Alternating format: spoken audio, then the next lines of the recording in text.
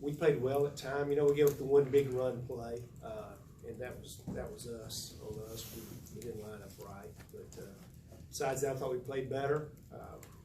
We still got a ways to go, but you know, it was nice getting back in the conference. And, like I said, obviously we could do things better, but giving up one touchdown was an improvement. So I like seeing the one touchdown instead of a whole bunch of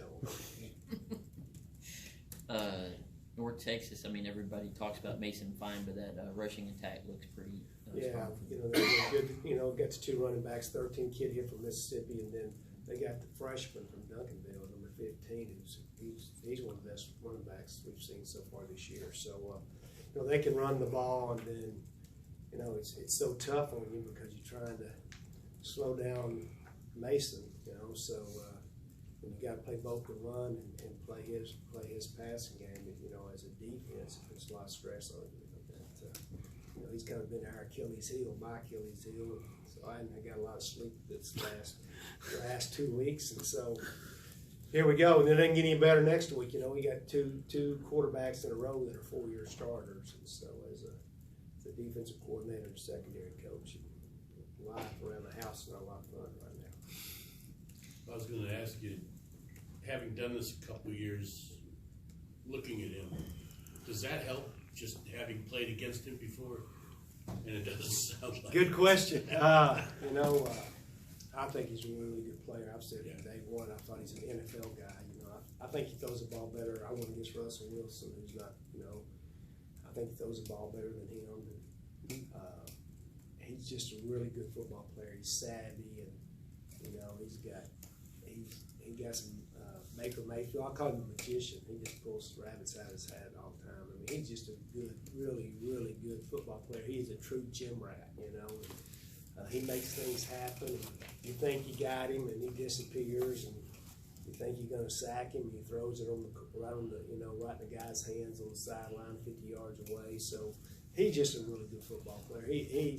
I love watching him except game day when I'm playing him. I love watching him on film and watching him play the game. Just don't like playing against him. But, you know, the thing is just try to control him as much as you can, and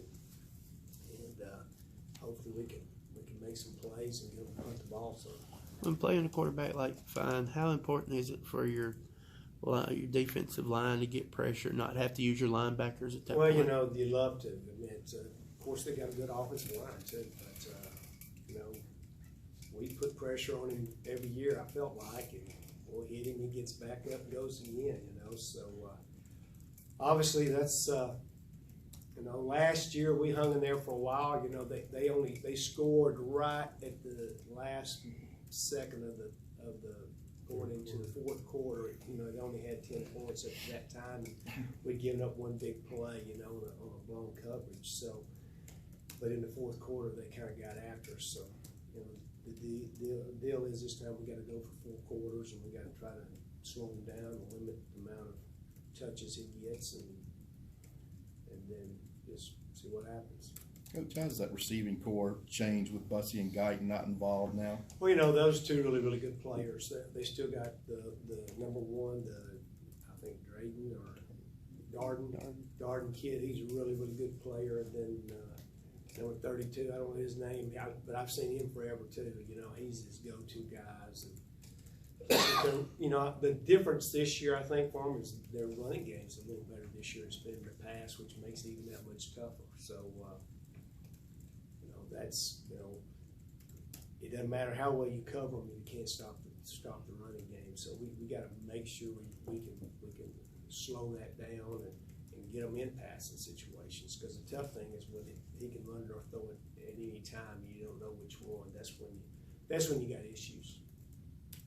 And it almost sounds counterintuitive to get him in passing situations. That is true. You know, you're like, okay, run the ball, but you know how much you want him to run it. So yeah, that's a good question. You guys got any answers or any game plans? Please email them to me. Okay, just send them to me. I've been looking for some.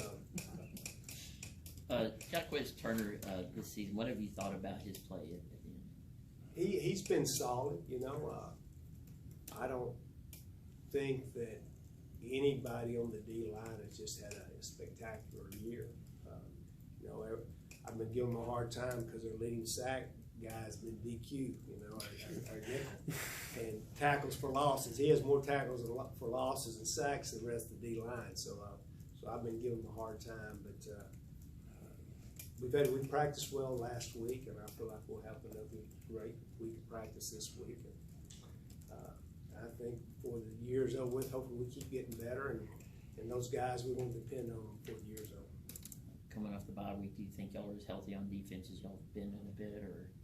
Yeah, we are. You know, the good thing is we got Rakeem back, and that's, you know, he's, like I said, he's kind of hard to sell our defense between he and Mario.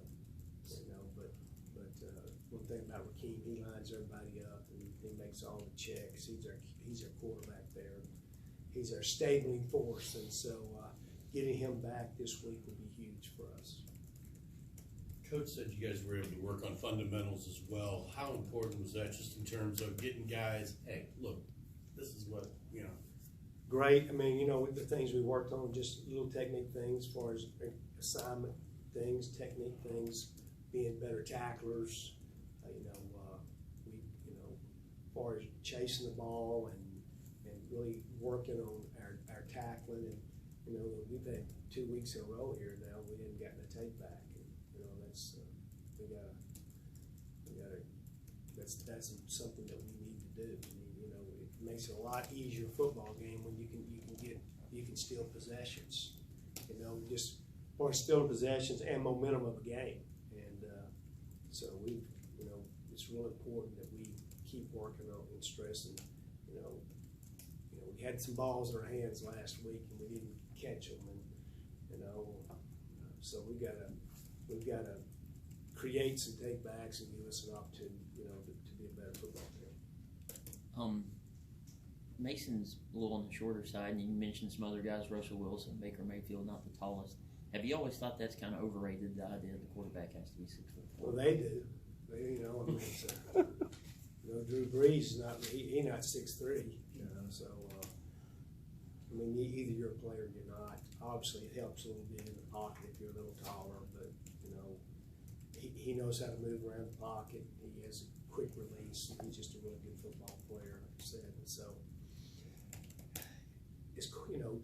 Tua's not 6'3" either. So, especially you look lately at the quarterbacks the last few years in the NFL, the size part has really become a minor factor when you see the guys that have been drafted the last few years. Obviously, they like the tall guy, but the athletic guy with the quick release has been kind of the new in vogue thing, not only in college but in the NFL.